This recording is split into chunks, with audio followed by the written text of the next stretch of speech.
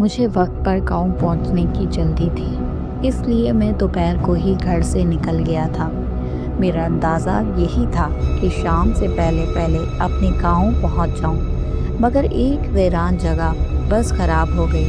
पहले तो ड्राइवर और इसका मददगार खुद ही बस में होने वाली खराबी को ठीक करने की कोशिश करते रहे, मगर जब इनसे खराबी दूर न हुई तो ड्राइवर ने अपनी मददगार को किसी मैकेनिक को बुलाने करीबी कस्बे की तरफ भेजा। मैकेनिक के आने के बाद बस के ठीक होते ही शाम हो गई। जब मैं अपनी मंजिल पर बस से उतरा तो रात का अंधेरा गहरा हो गया था। गांव तक पहुंचने के लिए मुझे एक कच्चे रास्ते पर चलना था। इस रास्ते पर अभी मुझे 3 किलोमीटर पैदल सफ़र करना था। मैं बड़ी सड़क से उतर कर गांव जाने वाले इस रास्ते पर चल दिया। इस वक्त आसमान पे चांद था, न इसकी चांदनी। सितारों की टिमटिमाती रोशनी से माहौल को खौफनाक और असरार बना दिया था। रात के सन्नाटे में अकेले सफ़र का ये मेरा पहला इत्तेफाक था। मेरा दिल ज़ोर ज़ोर से धड़क रहा था और इसी खामोशी में मुझे अपने दिल की धड़कन साफ सुनाई दे रही थी।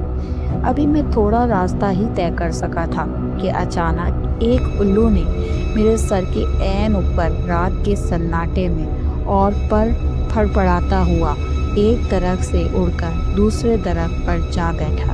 रात के सन्नाटे में उल्लू की खौफनाक आवाज़ से मैं बुरी तरह डर गया और खौफनाक ज़दा नज़रों से इधर उधर देखने लगा।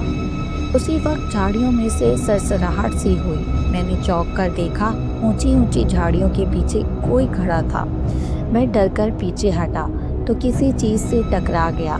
डर के मारे मेरे मुंह से चीख निकल गई। मुड़कर देखा तो दरख्त था। मैं बदहवासी में दरख्त से टकरा गया था। फिर इस दरख्त के पीछे भी मुझे एक हिबला सा नज़र आया। मैं पीछे हटा तो वो मेरी तरफ बढ़ा। मैं डर के भागा और भागता ही चला गया। मैं अंधाधुंध भाग रहा था, मगर अचानक थक कर रुक गया। एक लंबी टड़ंगा भूत मेरा रास्ता रोके खड़ा था और डर कर पीछे हटा तो झाड़ियों में से किसी ने मुझे पकड़ने की कोशिश की। मैं चीखता हुआ वहाँ से भागा। अजीब सरसराहटें मेरा पीछा कर रही थीं। भागते भागते मेरी नज़र इस चुड़ैल पर पड़ गई जो बाल खोले दरख्त से उल्टी लटकी हुई थी। अंधेरे में इसकी आंखें अंगारों की तरह लग रही थी। वो मुझे पर झपटती तो मैं चीखता हुआ भागा और सड़क से खेतों में उतर गया।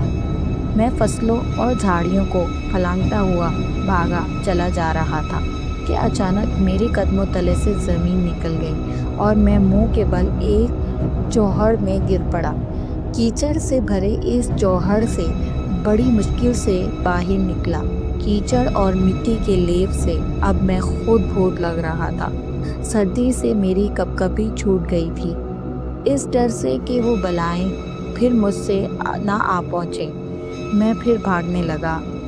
मैं एक लंबा चक्कर काटकर गांव के करीब पहुंचा तो यहाँ भी एक मुसीबत मेरी ताक में थी। गांव के कुत्ते मुझे भूत समझकर मेरे पीछे पड़ गए। इस नई मुसीबत से डरकर मैं भागा तो घर का रास्ता भूल गया। बड़ी मुश्किल से घर मिला तो कुत्ते भी मेरे ताप में वहाँ आ पहुँचे।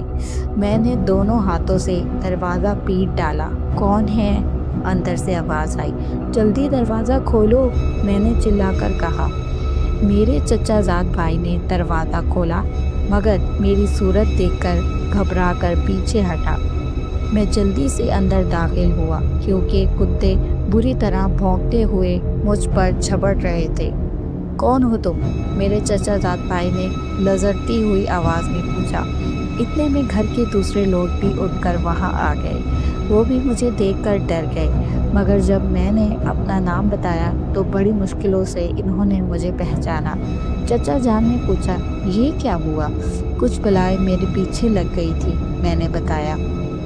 क्या? सब हैरत से मेरा मुंह तकने लगे। मैंने तफसील से बताया तो चचा जान हंस पड़े और बोले, वो बलाएं वलाएं कुछ नहीं थी, तुम अपने तासुरात से डर गए थे। तुमने अंधेरे में درختوں اور جھاڑیوں کو بھوت اور چڑیلے سمجھ لیا تھا، البتہ الو اصلی تھا۔ جب میرے اوزان ذرا بحال ہوئے تو میں نے سوچا چچا جان ٹھیک کہہ رہے ہیں، یہ میرے تاثرات ہی تھے جو اندھیرے میں بھوتوں اور چڑیلوں کا روپ دھاڑ گئے تھے، کیونکہ میں ہر وقت بھوتوں اور چڑیلوں کی کہانی پڑھتا رہتا تھا۔ انہی خیالوں میں بھوتوں اور چڑیلوں نے آج مجھے سچ مچ ڈرا دیا تھا۔ اف خدایا، تو یہ سب میرے تاثرات کا کرشمہ تھا، میں نے سر تھام کر کہا۔